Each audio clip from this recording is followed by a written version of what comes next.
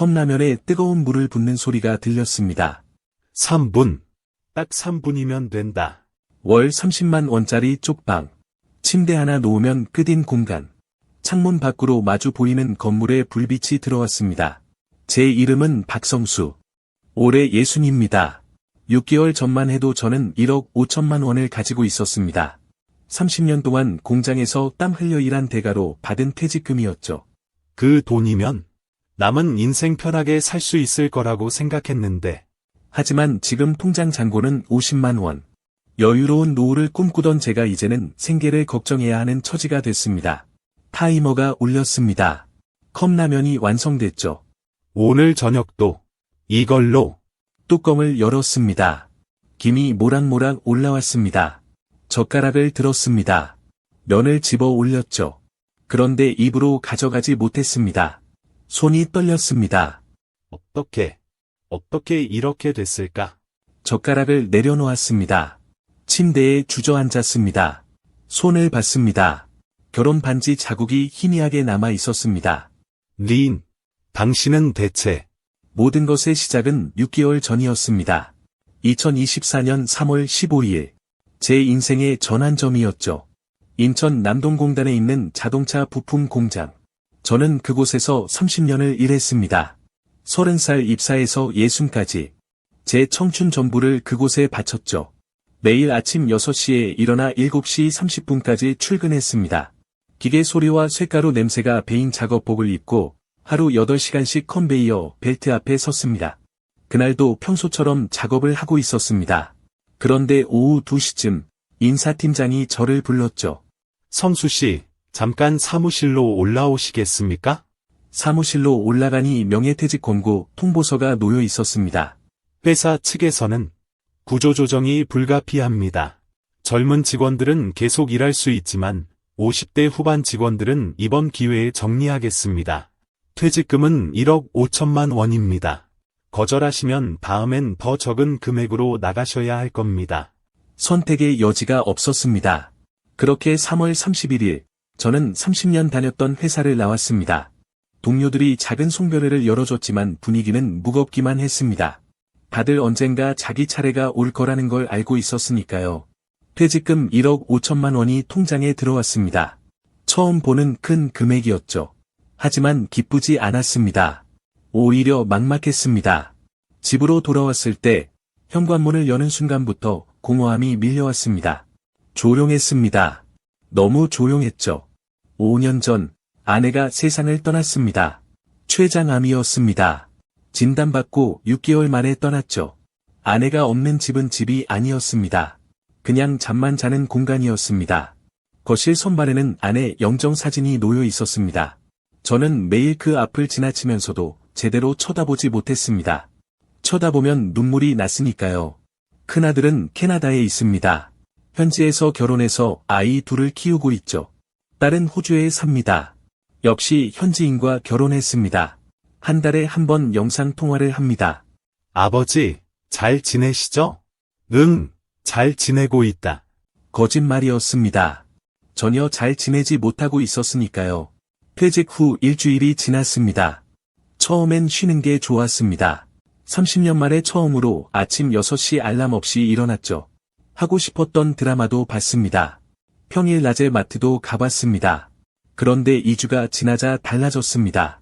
할 일이 없었습니다. 아침에 눈을 떠도 일어날 이유가 없었죠. 점심은 대충 라면으로 때웠습니다. 저녁도 마찬가지였습니다. 아내가 살아있을 때는 매일 저녁상을 차려줬는데 이제는 그냥 편의점 도시락이나 배달음식으로 끼니를 채웠습니다. 텔레비전을 켜도 재미가 없었습니다. 뉴스를 봐도 귀에 들어오지 않았죠. 하루가 너무 길었습니다. 저녁 7시만 되면 벌써 잘 시간을 기다렸습니다. 그냥 하루가 빨리 지나가길 바랐죠. 내일이 오면 뭐가 달라질 것도 아닌데 말입니다. 한 달쯤 지났을 때 동네 복지관에 등록했습니다. 탁구도 치고 바둑도 두면서 시간을 보냈죠. 거기서 비슷한 처지의 사람들을 만났습니다. 다들 퇴직하고 할 일 없어서 나온 사람들이었습니다. 그래도 집보다는 나았습니다. 최소한 사람 소리라도 들을 수 있었으니까요. 밤이 제일 힘들었습니다. 침대에 누우면 옆자리가 텅 비어 있었습니다. 아내가 있을 때는 코 고는 소리가 시끄러워서 잠을 못 잤는데, 이제는 그 소리가 그리웠습니다. 너무 조용해서 오히려 잠이 안 왔죠. 어떤 날은 새벽 3시까지 잠을 못 이뤘습니다. 천장만 멍하니 쳐다봤습니다. 이렇게 살다가 죽는 건가? 퇴직 2달째, 저는 거울을 봤습니다. 머리는 반쯤 벗겨졌고 주름은 깊어졌습니다. 배는 나오고 어깨는 굽었죠. 60이라는 나이가 실감났습니다. 젊을 때는 시간이 빨리 갔는데 일하고 집에 와서 아내랑 이야기하고 아이들 돌보다 보면 하루가 금방 지나갔죠. 그런데 지금은 하루가 일주일처럼 느껴졌습니다. 이렇게는 못 살겠어. 뭔가 변화가 필요해. 그때는 몰랐습니다. 그 변화가 제 인생을 완전히 무너뜨릴 줄은요. 퇴직 3개월째, 저는 완전히 무기력해졌습니다. 아침 9시 일어나서 복지관에 갔습니다. 점심 먹고 탁구 치다가 오후 4시쯤 집에 돌아왔죠. 저녁 먹고 텔레비전 보다가 잠들었습니다. 매일 똑같은 루틴이었습니다. 변화라곤 없었습니다. 어느 날, 복지관에서 친구 이영철을 만났습니다. 같은 공장에서 일했던 동료였죠. 저보다 1살 많은 61였습니다. 영철이도 2년 전에 명예퇴직을 했습니다. 그런데 영철이는 달라 보였습니다. 얼굴에 생기가 돌았습니다. 옷차림도 깔끔했죠. 예전의 무기력한 모습은 어디 가고 완전히 다른 사람 같았습니다. 영철아, 무슨 좋은 일 있어? 하하, 티가 나나? 사실은 재혼했어. 뭐? 재혼? 깜짝 놀랐습니다. 영철이 아내도 3년 전에 돌아가셨거든요. 그런데 재혼이라니요. 베트남 여성이랑 결혼했어. 35살이야. 지금 같이 살고 있는데 너무 행복해. 밥도 잘 해주고 집안일도 다 해줘. 외롭지 않아. 저는 믿기지 않았습니다. 영철이가 핸드폰을 꺼내 사진을 보여줬습니다. 젊고 예쁜 여성이 영철이 옆에서 웃고 있었습니다. 둘이 손을 잡고 찍은 사진도 있었죠. 성수 형도 한번 생각해봐. 혼자 사는 것보다 훨씬 나아. 베트남 가면 다들 행복하게 산다니까. 아니야. 그런 건 나랑 안 맞아. 고개를 저었습니다. 하지만 마음 한구석이 흔들렸습니다. 집에 돌아와서도 영철이 말이 머릿속을 맴돌았습니다. 혼자 사는 것보다 훨씬 낫다는 그 말이요. 외롭지 않다는 그 말이요. 그날 밤 잠이 안 왔습니다. 핸드폰을 켜서 유튜브를 봤습니다. 그냥 아무거나 보려고 했죠. 그런데 추천 영상에 이상한 게 떴습니다. 베트남 신부와 재혼한 한국 남성 이야기. 클릭했습니다. 60대 남성이 30대 베트남 여성과 결혼해서 행복하게 사는 내용이었습니다. 남자는 혼자 살다가 너무 외로워서 국제결혼을 결심했다고 했죠. 지금은 아내가 매일 밥 해주고 빨래해주고 집안 정리해준다고 했습니다. 영상 속 남자는 웃고 있었습니다. 진짜 행복해 보였죠. 댓글을 봤습니다. 저도 베트남에서 결혼했는데 정말 좋습니다. 혼자 사는 것보다 100배 낫습니다. 외로움이 사라졌습니다. 그런 댓글들이 수백 개 달려 있었습니다. 다른 영상도 봤습니다. 비슷한 내용이었습니다. 50대, 60대 한국 남성들이 베트남이나 태국, 필리핀 여성과 결혼해서 제2의 인생을 산다는 거였죠. 모두 행복하다고 했습니다. 새벽 2시까지 영상을 봤습니다. 마음이 움직이기 시작했습니다. 다음 날, 여동생 박미자에게 전화했습니다. 미자는 저보다 3살 아래입니다. 인천에서 남편이랑 편의점을 운영하고 있죠. 조심스럽게 물어봤습니다. 미자야, 국제결혼에 대해 어떻게 생각해? 오빠, 정신 차려. 요즘 그런 결혼 사기 엄청 많아. 미자는 즉시 반대했습니다. 텔레비전에서 봤는데 돈만 뜯어가고 도망간대. 절대 그러지 마. 내가 세상 물정 모를 나이냐? 30년 직장생활 한 사람인데 그 정도 판단력은 있지. 저는 웃었습니다. 미자는 한숨을 쉬었습니다. 그래도 조심해. 전화를 끊고 나니 기분이 이상했습니다. 미자 말이 맞는 것 같기도 했습니다. 하지만 영철이 행복한 모습이 자꾸 떠올랐죠. 영상 속 남자들의 웃는 얼굴도 생각났습니다. 나도 저렇게 웃고 싶어. 매일 밤 유튜브를 봤습니다. 국제결혼 관련 영상만 찾아봤죠. 성공 사례가 대부분이었습니다. 실패한 경우도 있었지만 극소수였습니다. 한 달쯤 지났을 때 결심했습니다. 해보자. 어차피 혼자 사는 것도 지옥이야. 매일 텅 빈 집에서 혼자 밥 먹고 혼자 잠드는 게 너무 힘들었죠. 이대로 20년, 30년을 더 산다고 생각하니 끔찍했습니다. 변화가 필요했습니다. 퇴직금 1억 5천이 있었습니다. 그 돈이면 충분하다고 생각했죠. 결혼 비용 내고도 남을 거라고 봤습니다. 영철이에게 다시 전화했습니다. 영철아, 너 어디서 결혼했어? 다낭에 있는 중개소야. 박진우라는 사람이 운영해. 한국 사람이라 믿을 만해. 박진우에게 연락했습니다. 친절했습니다. 상담을 자세히 해줬죠. 비용은 총 5천만 원 정도 듭니다. 중개 수수료, 결혼식 비용, 예단, 비자 비용 다 포함해서요. 5천만 원. 비싸네요. 평생 함께할 사람 만나는 건데 그 정도는 투자하셔야죠. 성공률은 거의 100%입니다. 믿었습니다. 일주일 후 비행기표를 끊었습니다. 다낭 왕복 티켓이었죠. 미자에게는 말하지 않았습니다.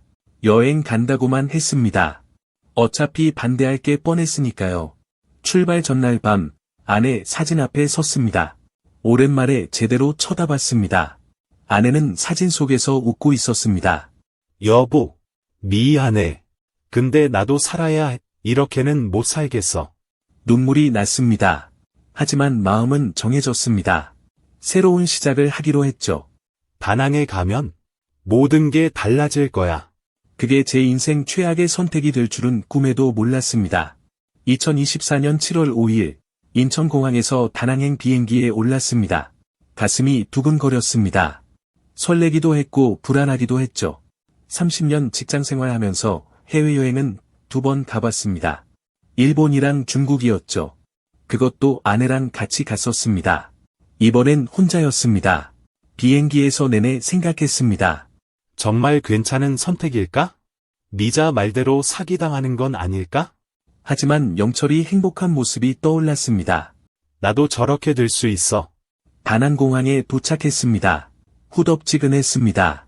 7월 베트남은 정말 더웠죠. 공항 밖으로 나오니 땀이 줄줄 흘렀습니다. 박진우가 마중 나와 있었습니다. 50대 중반쯤 돼 보이는 남자였습니다. 선글라스를 끼고 하와이안 셔츠를 입고 있었죠. 성수 씨, 어서 오세요. 잘 오셨습니다. 반갑게 악수를 청했습니다. 목소리는 친근했습니다. 차를 타고 시내로 들어갔습니다. 박진우는 계속 말을 걸었습니다. 다낭이 얼마나 좋은 곳인지 아세요? 한국 남성들이 여기서 얼마나 행복하게 사는지. 저는 고개를 끄덕였습니다. 숙소에 도착했습니다. 한국인 민박집이었습니다. 방은 작았지만 깨끗했죠. 짐을 풀고 샤워를 했습니다. 내일이면 만나게 되는구나. 다음날 아침, 박진우가 데리러 왔습니다. 오늘 맞선 보십니다. 3명의 여성을 소개해 드릴 거예요. 마음에 드는 분을 고르시면 됩니다. 긴장됐습니다. 차를 타고 30분쯤 갔습니다. 한적한 동네에 있는 카페였죠. 현지인들이 운영하는 작은 카페였습니다. 안으로 들어갔습니다. 3명의 여성이 앉아 있었습니다. 모두 젊어 보였습니다. 30대 초반에서 중반쯤 됐을까요? 박진우가 한 명씩 소개했습니다. 첫 번째 여성은 수줍어하며 고개만 숙였습니다. 두 번째 여성은 너무 화장이 짙었죠. 세 번째 여성이 린이었습니다. 린은 달랐습니다. 미소가 자연스러웠습니다. 눈을 똑바로 보며 인사했죠. 안녕하세요. 저는 린이에요. 32살이고 한국말 조금 할 수 있어요. 마음이 끌렸습니다. 박진우가 저를 밖으로 불러냈습니다. 누가 마음에 드세요? 린이요. 린이 좋은 것 같아요. 좋은 선택이십니다. 린은 성실하고 착해요. 다른 한국 남성들에게도 인기가 많습니다. 다시 카페로 들어갔습니다. 린과 단둘이 앉았습니다. 박진우가 통역을 해줬죠. 부모님이 시골에 계세요. 농사를 지으세요. 오빠가 둘인데 모두 결혼해서 따로 살아요. 왜 한국 남자와 결혼하고 싶어요? 린은 조용히 대답했습니다. 베트남은 가난해요. 부모님을 도와드리고 싶어요. 한국은 잘 사는 나라라고 들었어요. 솔직했습니다. 거짓말하는 것 같지 않았죠. 자녀가 있어요? 둘 있어요. 아들, 딸 하나씩인데 외국에 살아요. 아내는 5년 전에 세상을 떠났어요. 리는 안타까운 표정을 지었습니다. 많이 외로우시겠어요? 가슴이 먹먹해졌습니다. 그날 오후 다시 만났습니다. 박진우 없이 둘이서만 만났죠. 린이 다낭 시내를 구경시켜줬습니다. 한시장도 가고 바닷가도 갔습니다. 린은 자주 웃었습니다. 제 손을 잡기도 했죠. 자연스러웠습니다. 저녁을 같이 먹었습니다. 베트남 쌀국수 식당이었습니다. 린이 주문을 도와줬죠. 맛있어요? 응, 맛있어요. 고개를 끄덕였습니다. 식사 중에 린이 말했습니다. 부모님이 많이 아프세요. 아버지는 당뇨병 있고 어머니는 심장이 안 좋아요. 병원비가 많이 들어요. 치료받으려면 돈이 필요해요. 가슴이 아팠습니다. 그날 밤 숙소로 돌아와서 생각했습니다. 리는 좋은 사람 같아. 진심으로 가족을 걱정하는 것 같아. 일주일 동안 매일 만났습니다.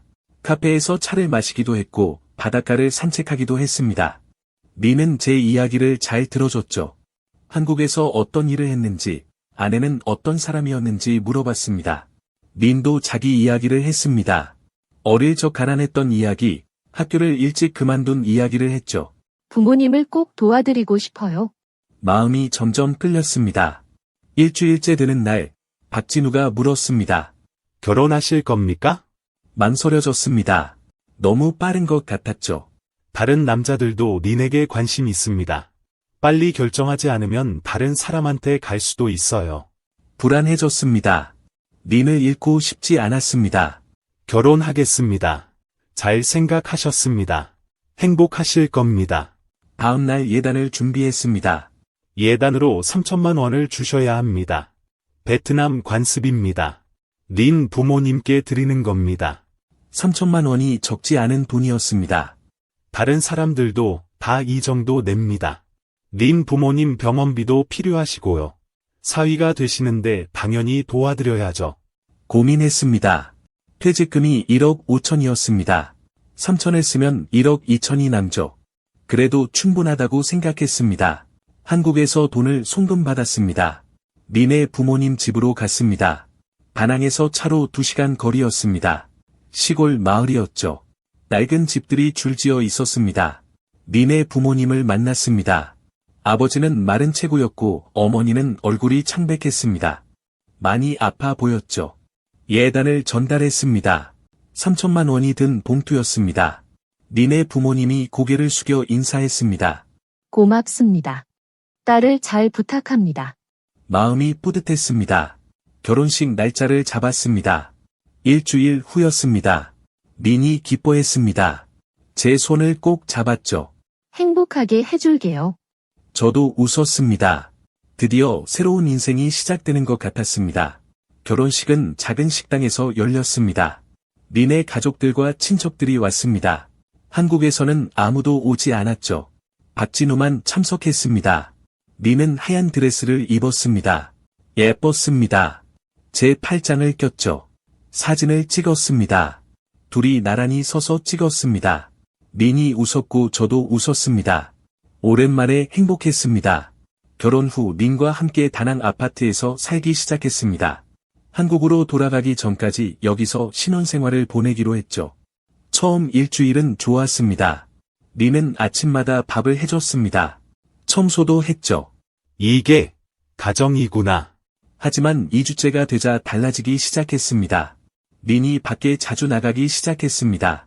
친구 만나고 올게요. 언제 와? 저녁쯤요. 하지만 저녁이 지나도 돌아오지 않았습니다. 밤 10시가 되어서야 돌아왔죠. 어디 갔었어?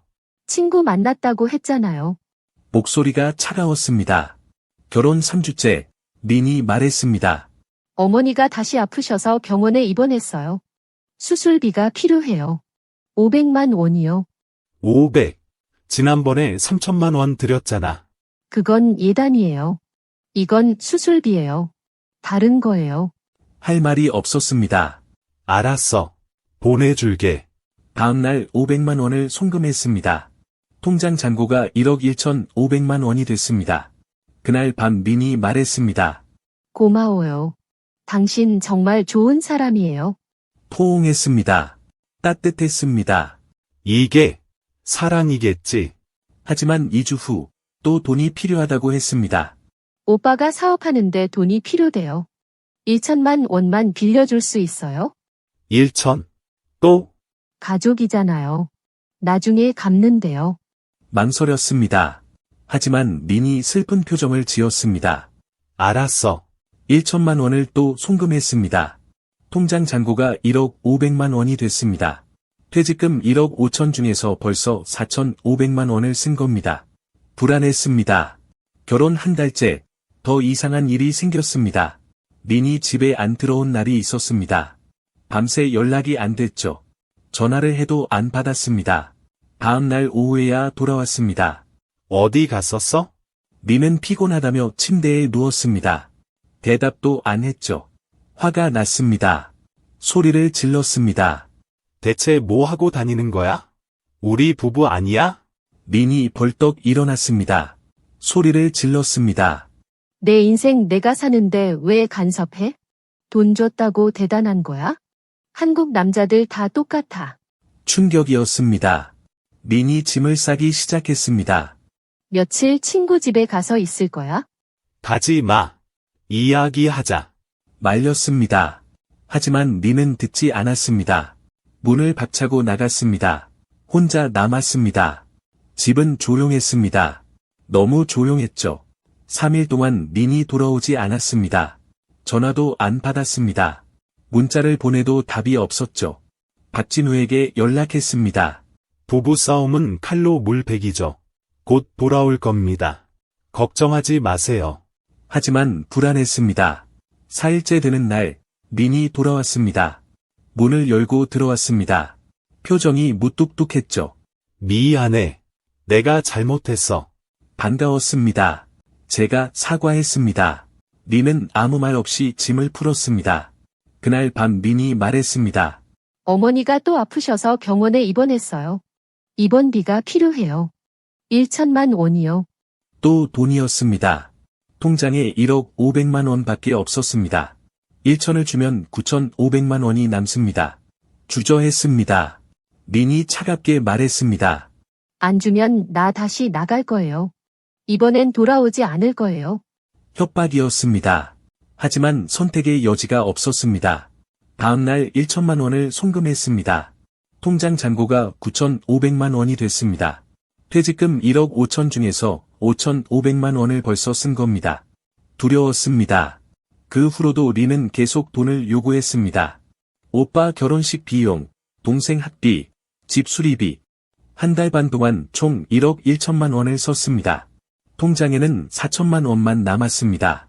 결혼 2달째 아침이었습니다. 평소처럼 일어났습니다. 옆자리를 봤죠. 민이 없었습니다. 일찍 나간 건가? 화장실에 갔습니다. 민의 화장품이 없었습니다. 의심했습니다. 서랍을 열어봤습니다. 민의 옷이 없었습니다.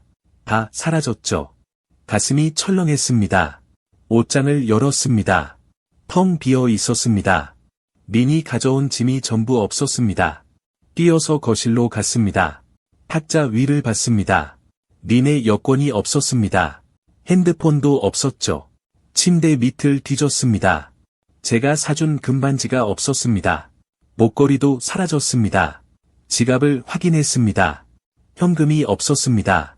어제 찾아둔 200만 원이 통째로 없었죠. 다리에 힘이 풀렸습니다. 주저앉았습니다. 린이 도망간 거야. 손이 떨렸습니다. 숨이 막혔죠. 전화를 걸었습니다. 린의 번호로 전화했습니다. 연결이 안 됐습니다. 꺼져 있었죠. 다시 걸었습니다. 또 안 됐습니다. 박진우에게 전화했습니다.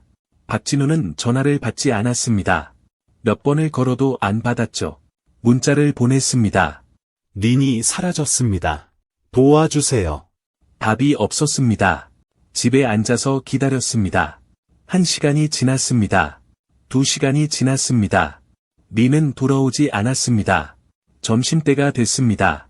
배는 고프지 않았습니다. 먹을 수가 없었죠. 계속 전화를 걸었습니다. 린에게도 걸고 박진우에게도 걸었습니다.